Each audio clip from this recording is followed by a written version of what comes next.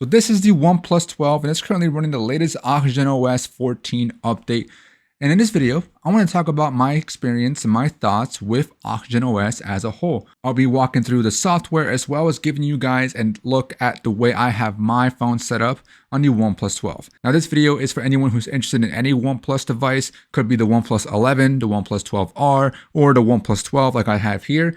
And this will give you an idea of what the software is like and whether or not OxygenOS is a software for you. There are the options obviously of launchers, but this is just strictly looking at pure OxygenOS so that you can get an idea of what the stock launcher experience is like. So without further ado, let's talk about it. All right, so we're going to actually start in the settings with the lock screen because typically I want to start with the lock screen, show you what you can do there. And with OxygenOS, there's actually not much you can do. So here you have the settings that you have available for the lock screen. You can turn on different settings to allow it to wake up either from raising your phone, double tapping the screen.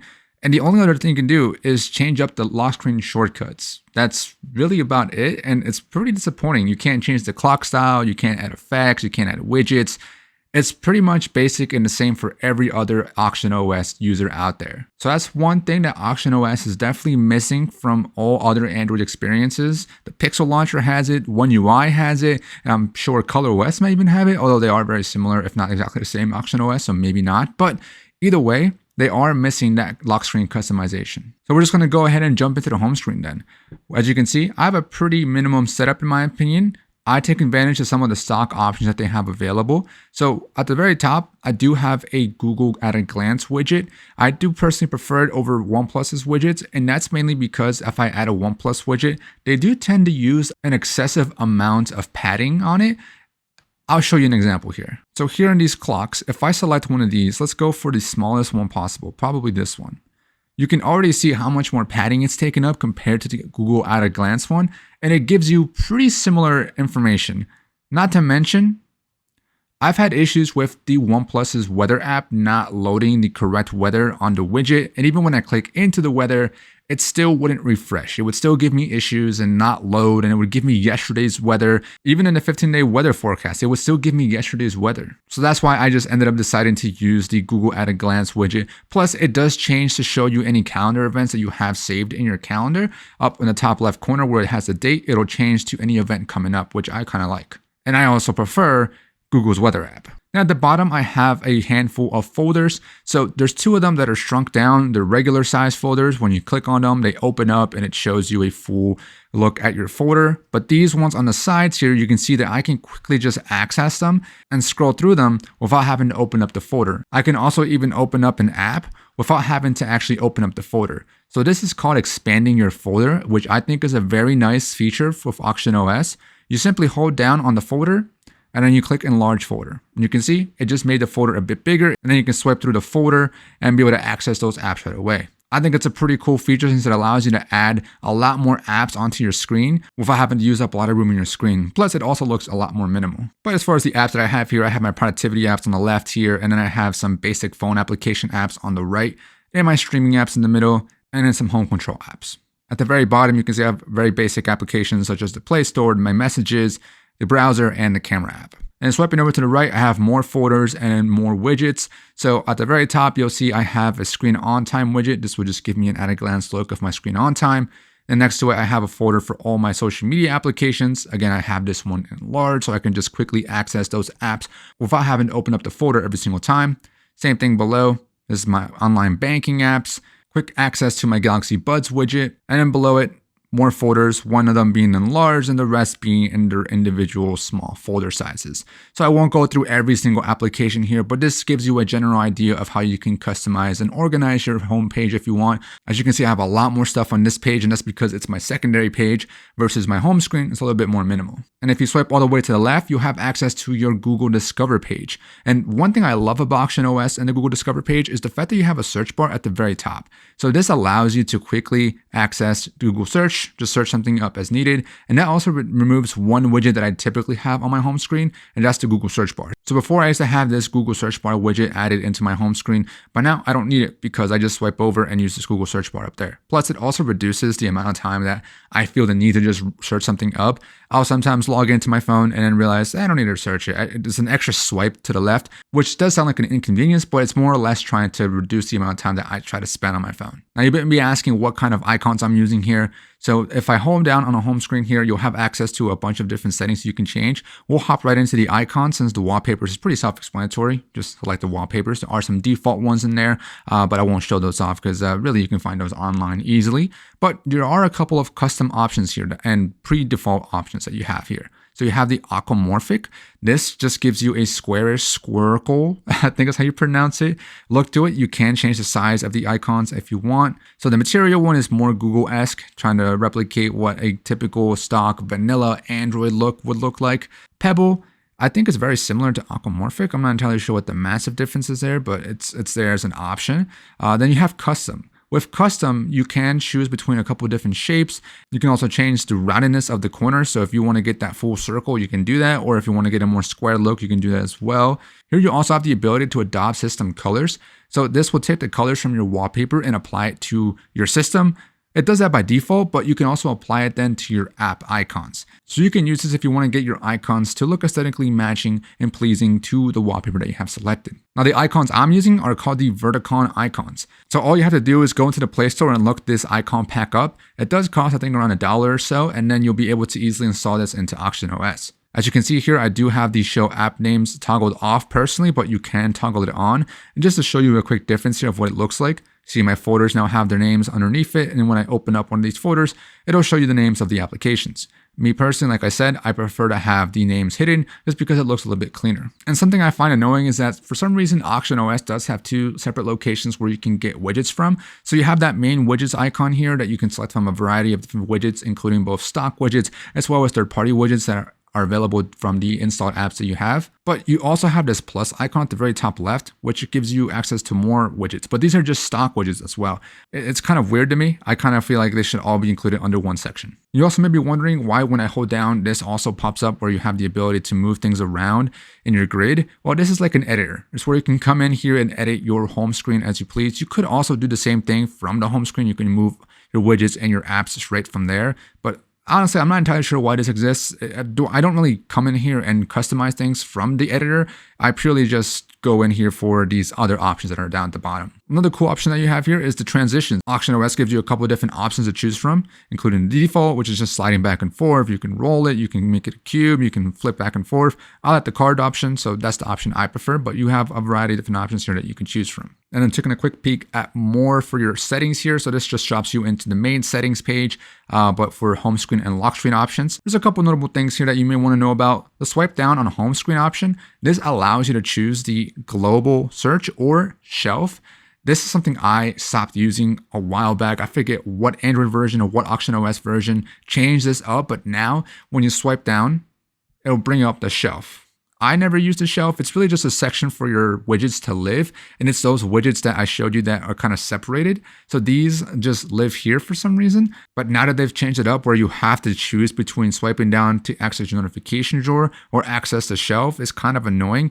I used to like the option where they had it so that the right corner, the very top right corner of your phone screen, when you swipe that down, it'll bring up the shelf, and then anywhere else it'll bring up the notification drawer. Now you have to choose something, and I kind of find that really dumb.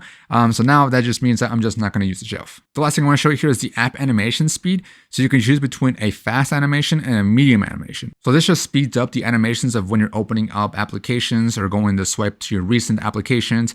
It makes the phone feel a little bit snappier. The medium does look a lot nicer though, so if you like a more smoother transition, then obviously keep it on medium, or if you want a more snappy feel, keep it on fast. But just to show you an example here, right now I already have it on fast, so you can see how quickly it snapped to the home screen and then swiped back to the main home screen. If I go back in and turn on that setting to make it medium, you'll notice a difference here. It's a little bit smoother. If I open up an app here, it's a lot smoother compared to when I have it set to fast. And swiping up, you do have access to the app drawer, which is basically where all your apps live. It is a vertical drawer, so all your apps are here and you can swipe up and down to access them. There are a couple different differences here compared to like a Pixel launcher experience. So you have a couple more options, which I like. So you can go into manage here and you have the option to sort them. So you can sort by the name, which is a typical, the easiest way to sort them, or by usage. So if you have applications that you use a lot and you want those to constantly show up at the very top, you can do that. Or if you want to sort by the time that you install them so that you somehow you have in your mind, when you install something new, you want that to be either at the bottom or at the top, then you can do that as well. So these are the most recently installed apps for me,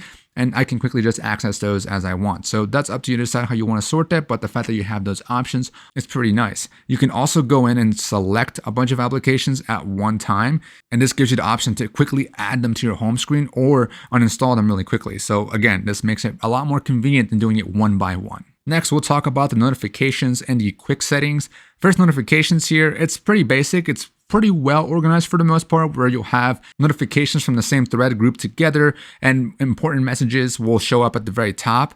So it's overall pretty well organized, but I don't love some certain things. Number one is that you can see down here at the very, very bottom, this X, it for some reason hovers over the notifications. I'm not sure why it's not like in some bottom corner standalone so it doesn't get in the way. So as you can see here, as I'm scrolling, it gets in the way of some text. And if I scroll all the way to the bottom, that last notification will get covered by that circular X. And something I will note that I forgot to mention on the lock screen with notifications is these notifications will always show on your lock screen. So I'll probably pull up some B-roll, but even though I have all these notifications, they may not all show on my lock screen. In fact, they won't show on my lock screen because I'm already logged into my phone and I'm already viewing these notifications on this notification drawer right here.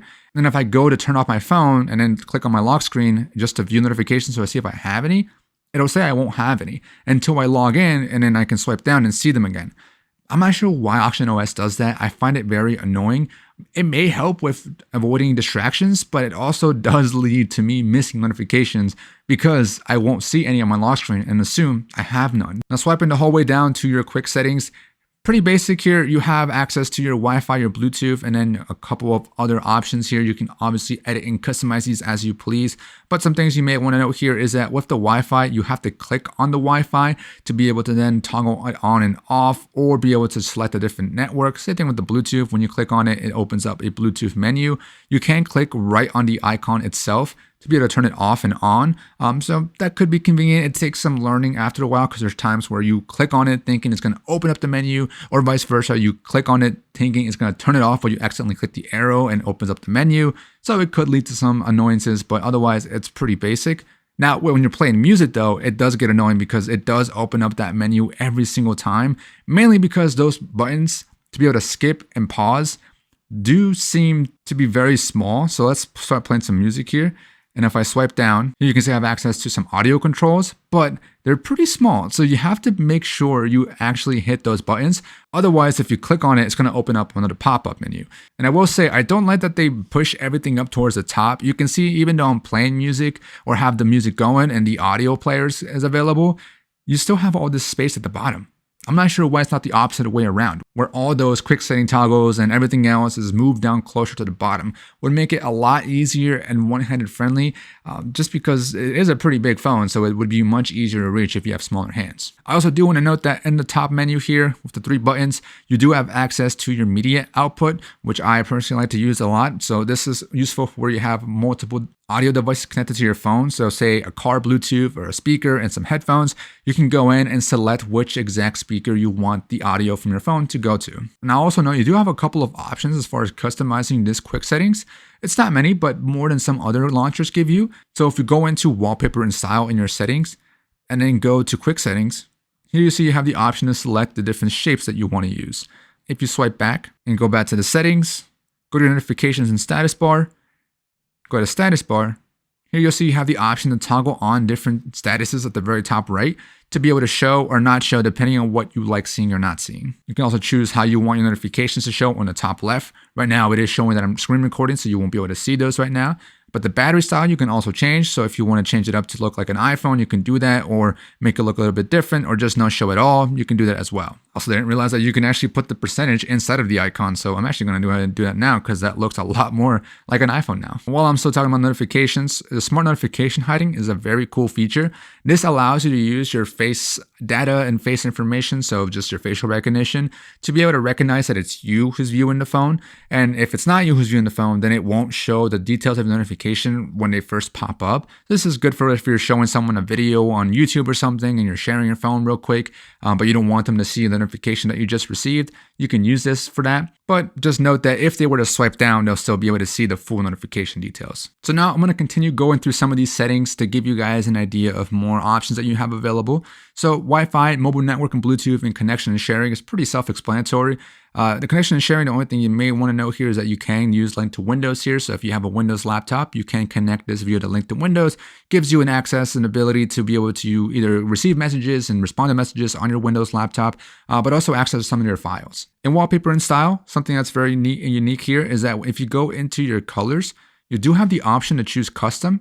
And here you can specifically choose the 4 colors you want the system to adopt from the wallpaper. So if you want a more specific like pink, say you prefer to use all the pinks that you have available on the wallpaper, it'll specifically just choose the pink and make everything match that pink colorway that you just selected. Or you can just choose from the predetermined ones that they have created, or some just completely different colors if you don't want to match your colors from the wallpaper. You can also go in here and change the lock screen animation for your fingerprint sensor. As you can see, you have a couple of default ones that you can choose from. Then you do have access to your always on display, which me personally, I don't actually use, mainly because I use the watch now. So with my smartwatch, I get access to all my notifications and helps me reduce the amount of notifications I miss. But you can use it here. You can see you have a couple of different options you can choose from. In my opinion, it's pretty basic and minimum. I think this is probably the best one in my opinion. The Insight gives you a quick look at how much you use your phone. But otherwise, I don't really use the always on display. We already talked about the home screen and lock screen, so going into the display here, you do have a couple of different color modes that you can choose from. The basic one or the default one is natural mode. You can go into a pro or a vivid. With each option, you can go in and change the screen temperature. Right now I can't because I do have the eye comfort share turned on, which we'll talk about next here. So under eye comfort and sleep, you have the option to select the bedtime mode. This will basically change the color temperature throughout the day, where it'll be cooler and bluer in the morning and then warmer in the afternoon. Then if you want even more eye protection, you do have the eye comfort shield. This will basically adjust the temperature all day depending on the lighting environment around you. This is just to help reduce eye strain. You can use the smart one, which will just do it automatically depending on where you're at. Or you can use a custom one, so if you want to always set it to a specific temperature, you can do that as well. Personally, I like to keep those off just because it does mess a little bit with the color accuracy. You also have something called natural tone display, but you cannot use it if you have one of the eye comfort stuff turned on. So if you have bedtime mode turned on or the eye comfort shield turned on, then you can't use the natural tone display. This one does a similar thing where it changes the temperature of the screen, again, based on the ambient lighting around you. But this does it to try and keep colors consistent around you. So again, it's all based on the color temperature. Me personally, I just like to use the bedtime mode one just because I prefer to have it set the temperature warmer at night versus throughout the day. Then below you do have a couple of video enhancement options. What this will do is if you have a video that you're watching in low quality, or maybe it was filmed in a low quality camera, it'll try and make it a bit better. I do notice though that on YouTube, for example, it does tend to over sharpen some things if you're watching in a 720p footage or 480p or just something lower than 1080p. It does tend to make things a bit over sharpened. Video color boost takes regular SDR videos and try to boost up those colors to make it look like it's an HDR video. I personally like to use these things, so I just turn them on and keep them on, although I may turn off image sharpener at some point. Next, I'll talk about the screen resolution and the screen refresh rate. I personally have the screen resolution set to auto, so it'll change between 1080p or 1440p depending on what I'm viewing on my screen. Not really sure if it makes a huge difference in battery life, but it's auto, and I haven't really noticed a difference myself if I'm actually viewing something in 1080p or 1440p, so I'm just going to keep leaving it on auto. Although if you want the best for what you paid for, then just use high. Just use the maximum 1440p. For the screen refresh rate, I personally use high, but right now it is in standard because I am screen recording. But with the high mode, it does take the refresh rate up to 120 Hertz. It does change variably depending on what you're viewing on your screen. But with auto select, it does change between the standard version and the high version. So I'm not entirely sure what the massive difference is. Personally, I would just leave it on high because you paid big bucks. And this phone will last you still a good amount on battery life, even if you have the high mode set. So next I want to talk about the security and privacy settings. There's a couple options here that you may like or may not like. So you have the ability to lock applications behind a password. So if you want to individually lock a specific application, so maybe online banking applications, even though they do usually already have biometric security, you can add an additional set of security by having this app lock set up for it. You can also hide applications. So if you want to hide, again, an application from being shown on your main home screen, you can easily do so with the hide applications. So here you can go in and select an app that you don't want it to show on your main setup, and it removes it and hides it away. And if you want to access your hidden apps, you have to go into the app dialer and dial in a special code. Then you have your private safe, which basically gives you a folder to hide away files that you don't want other people to access. So again, hide behind a set of biometrics, and you can quickly just put files in here. As you can see, the different file types that you can access and add in here. You can do so as you please. Then you have your system cloner, which basically gives you a whole different setup on two phones. So you can have your main personal setup and then a second setup for whatever you want to use it for. So it could be maybe a work setup or a social life setup or a, behind the back setup. But either way, it gives you a completely different setup. It does remove the contacts from your phone, but it does still use the same phone number. Unless you have two SIM cards, then that might be different. But it's still pretty cool because you can use a different lock screen pin and you can also set up a different finger so that whenever you use that lock screen pin or whenever you use that finger, it hops right into that system without you having to do anything extra. It's very cool if you actually want to use it. I personally have it just turned on, but I don't actually use it. Under battery, the only thing I really want to show you is under battery health.